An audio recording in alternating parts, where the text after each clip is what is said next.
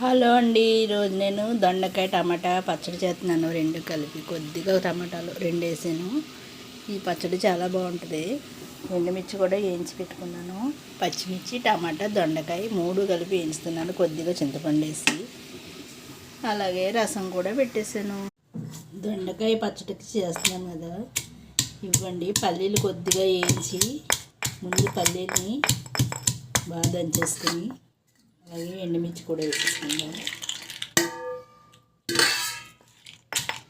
ఎండుమిర్చి కూడా తెచ్చేసి ఇప్పుడు దొండకాయ కూడా వేసేద్దాం. కొంచెం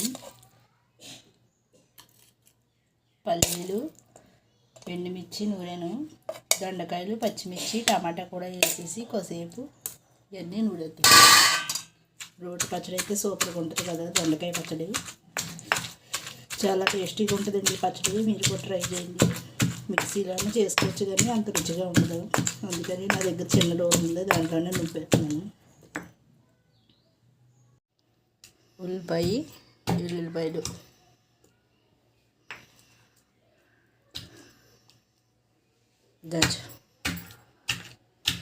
కొద్దిగా జీలకర్ర,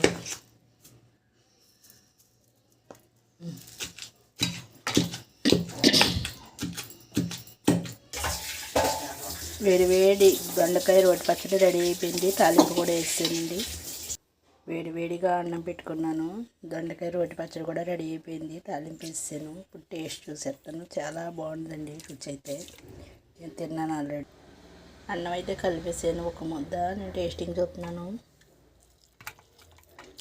వీడియో అయితే ఎవరు లేరండి, నేనే తీసుకుంటున్నాను, అందుకని కనపడతలేదు. పచ్చడి అయితే చాలా బాగుందండి.